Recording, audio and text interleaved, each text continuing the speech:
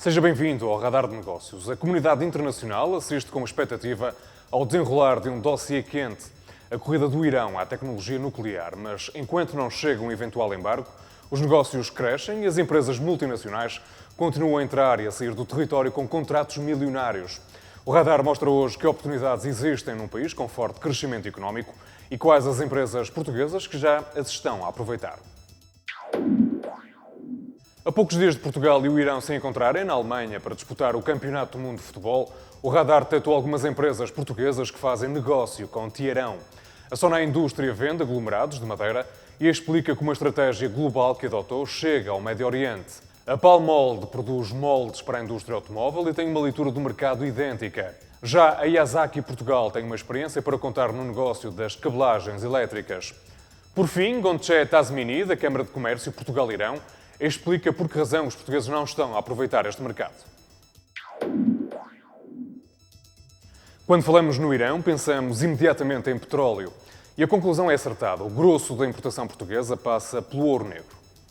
Em 2004, as trocas comerciais luso-iranianas representaram cerca de 118 milhões de euros, grande parte em petróleo importado por Portugal.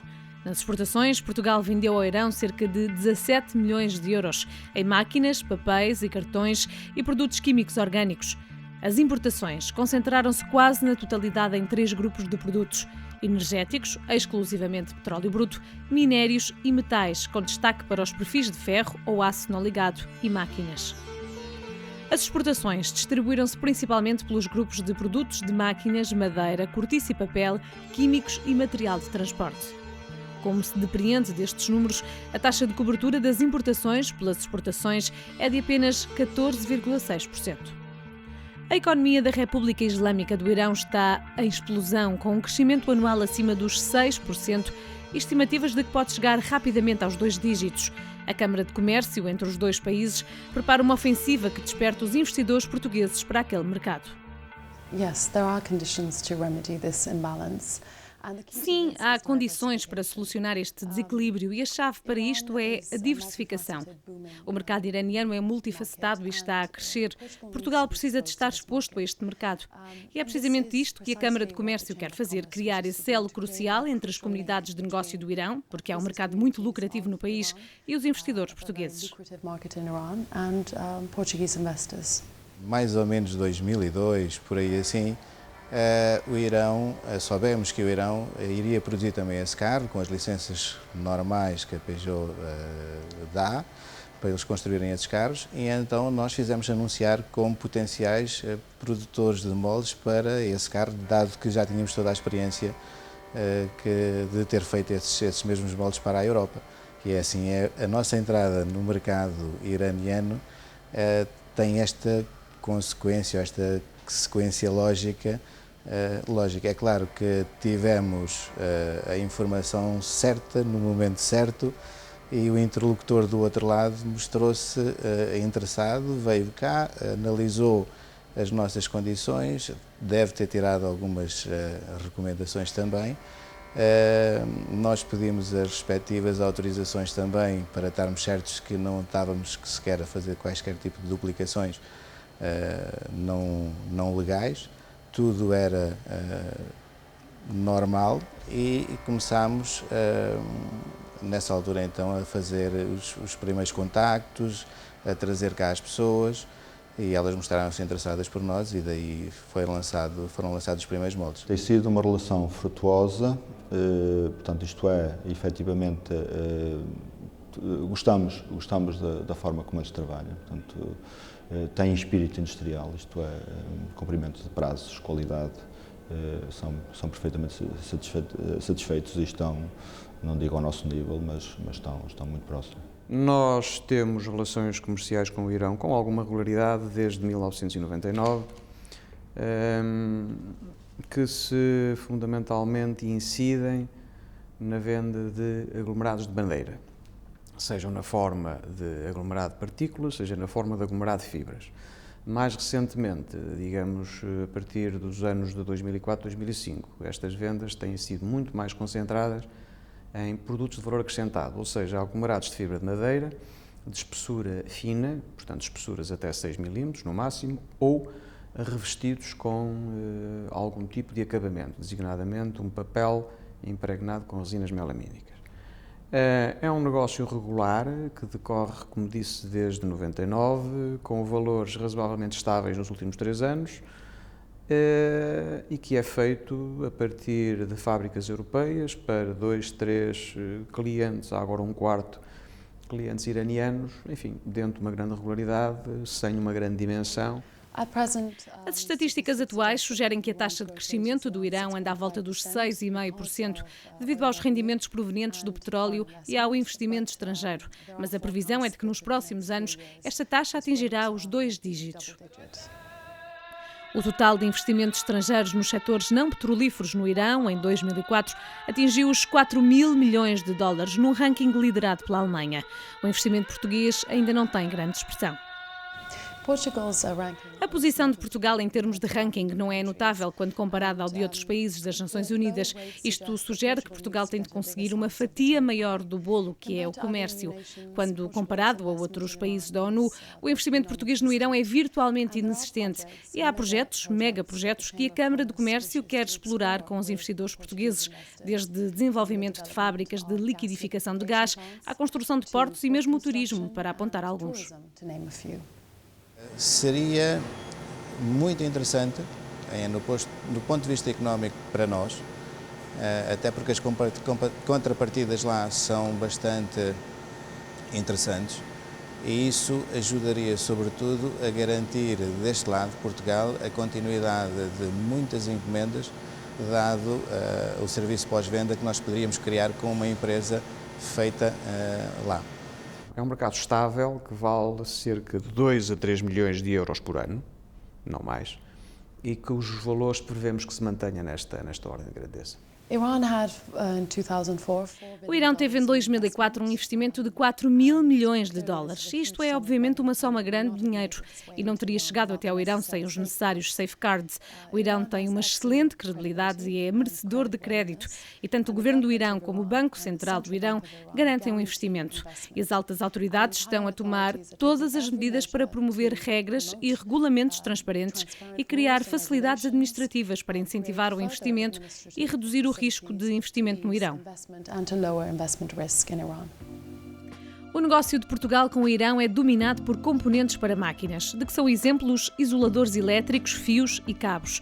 Há ainda a realçar a importância dos produtos químicos e dos antibióticos. Portugal also does export pharmaceutical products.